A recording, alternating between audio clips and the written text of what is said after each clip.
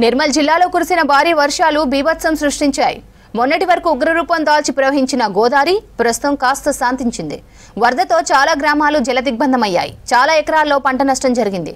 వరదలతో తీవ్ర నష్టం జరిగిందని రైతులు ఆవేదన చెందుతున్నారు.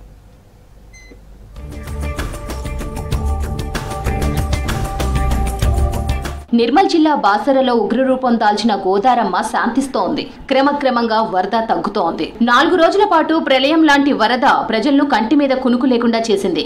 ఇప్పుడు వరద ప్రవాహం తగ్గడంతో గోదావరి పుష్కర ఘాట్లు బయటపడ్డాయి. గంగామాత విగ్రహం వద్ద వరద నీరు తగ్గింది. నిన్నటి వరద ఉధృతితో ఒక్క పడవ కనిపించలేదు. వరద నీరు దిగడంతో అక్కడ బోట్లు కనిపిస్తున్నాయి. గోదావరి తీరం నుండి అమ్మవారి ఆలయానికి వెళ్లడానికి ఉన్న మార్గం గోదావరిలో మునిగిపోయింది. వరదల వల్ల అక్కడికి తెప్పలపై ప్రయాణం చేశారు. ఇప్పుడు వరద తగ్గడంతో అమ్మవారి ఆలయానికి వెళ్లే రోడ్డు కనిపిస్తోంది. ఆలయ సమీపంలో వరద నీరు తగ్గుతుండడంతో యజమానులు ఊపిరి పీల్చుకుంటున్నారు. లాడ్జులు మునిగిపోయాయి. కొన్ని లాడ్జులు మొదటి అంతస్తు వరకు నీటిలో మునిగిపోయాయి. ఇప్పుడు వరద తగ్గడంతో కార్లు బయటపడుతున్నాయి.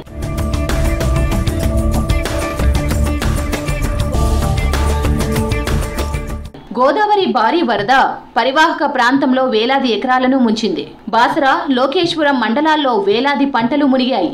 అదేవిధంగా ఎగువ ప్రాంతం నుండి భారీగా వరద నీరు ఎస్ఆర్ఎస్పీలోకి చేరింది. ఆ వరద నీటిని ప్రాజెక్టు నుండి 5 లక్షల క్యూసెక్లకు పైగా దిగువకు వదిలారు.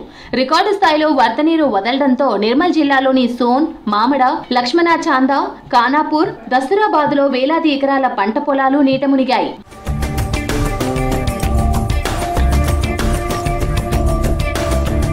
ప్రధానంగా పత్తి, సోయా, పసుపు, మొక్కజొన్న, వరి, కంది పంటలు నీటిలో మునిగిపోయాయి. పంటలు నీటిలో మునిగిపోయి రైతులకు తీవ్రమైన నష్టం జరిగిందంటున్నారు. భారీ వర్షాలు తమను కోలుకోలేని దెబ్బతీసిందని రైతులు ఆవేదన వ్యక్తం చేస్తున్నారు. జిల్లాలో 12,904 ఎకరాల్లో పంటలకు నష్టం కలిగిందని అధికారులు ప్రాథమికంగా అంచనా వేశారు.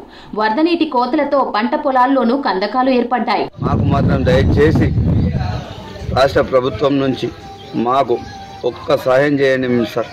మేము మాత్రం బలరు వచ్చేంత వరకు మా పంటలు పోయినాయి సార్. మాకు పంటలతోటి అల్లరలేదు సార్. మాకు మాత్రము బలరు వచ్చేటట్లు ఏదైనా సాయం చేయండి సార్. ప్లీజ్ సార్, చేతులెత్తి మొక్కుతున్నాం. మరొక వైపు లోతట్టు ప్రాంతాల్లో ఇండ్లలోకి వరద నీరు చేరింది. సర్వం కోల్పోయామని ఆవేదన వ్యక్తం చేస్తున్నారు బాధితులు. నష్టపోయిన తమను ఆదుకోవాలని కోరుతున్నారు.